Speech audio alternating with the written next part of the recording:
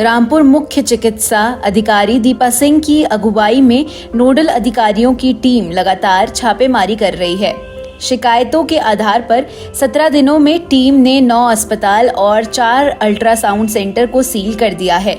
कार्यवाही का मुख्य उद्देश्य शहर और गांवों में बिना रजिस्ट्रेशन संचालित हॉस्पिटल, पैथोलॉजी लैब और अल्ट्रासाउंड सेंटर को बंद कराना है। मुख्य चिकित्सा अधिकारी ने झोला छाप डॉक्टरों को कड़ी चेतावनी दी है कि वे फर्जी डॉक्टरी छोड़कर कोई वैध पेशा अपनाएं और लोगों के स्वास्थ्य के साथ खिलवाड़ ना करें। अधिकारियों की टीम ने जांच के दौरान पाया कि कई संस्था बिना अनुमति के संचालन कर रहे हैं, जिससे मरीजों की सुरक्षा खतरे में है। इस कार्यवाही से जनता में स्वास्थ्य सेवाओं की पारदर्शिता और सुरक्षा सुनिश्चित करने का संदेश गया है। लोगों को अवैध स्वास्थ्य संस्थानों से सतर्क रहने की हिदायत दी गई है। प्रशासन ने कहा कि भविष्य में भी ऐसे किसी भी अवैध संचालन को बर्दाश्त नहीं किया जाएगा।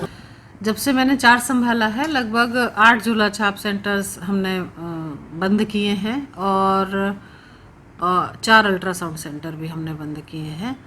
और कल एक कार्रवाई हुई है जिसमें कि वो उसको झोला छाप ही कहेंगे, वैसे तो वो अस्पताल चल रहा था लेकिन उसमें अल्ट्रासाउंड भी कर रहा था, तो उसमें हम कोर्ट में केस दायर करने की तैयारी कर रहे हैं।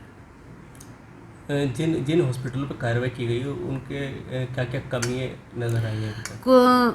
जैसे अल्ट्रासाउंड सेंटर्स की मैं बात बताऊं तो अब इससे पहले जितनों पे भी छापा मारा गया है, कुछ तो शिकायतें प्राप्त हुई थी, उसके आधार पे हमने किया।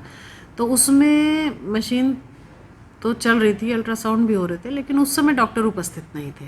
ये बताया गया कि वो खाना खाने गए हैं, किसी ने कहा कि वो थोड़ी देर के लिए आवश्यक कार्य से बाहर गए हैं, लेकिन मशीन चूँकि हमें ऑन मिली थी तो उस पर उनको नोटिस जारी किया गया है। फिलहाल अभी उनके सेंटर्स बंद हैं।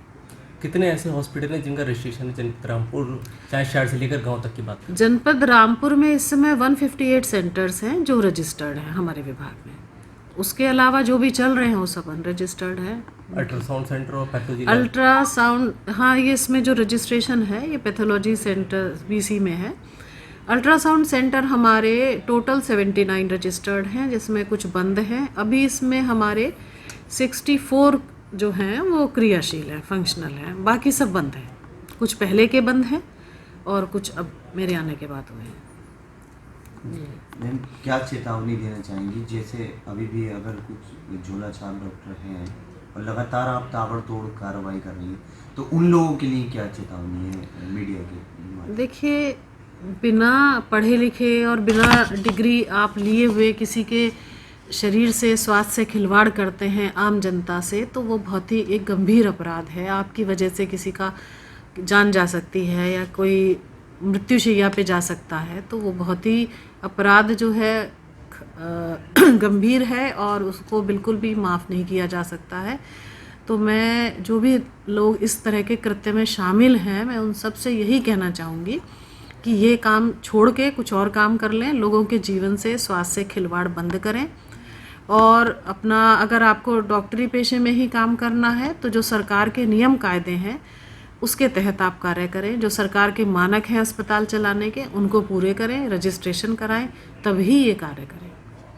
और मैं रामपुर की जनता से भी ये अपील करना चाहूँगी कि इस तरह के सेंटर्स पे इलाज कराने से पहले 100 बार सोचें कि आप अपना शरीर, अपना स्वास्थ्य किन के हाथों में सौंप रहे हैं, उससे आपको क्या नुकसान हो सकता है।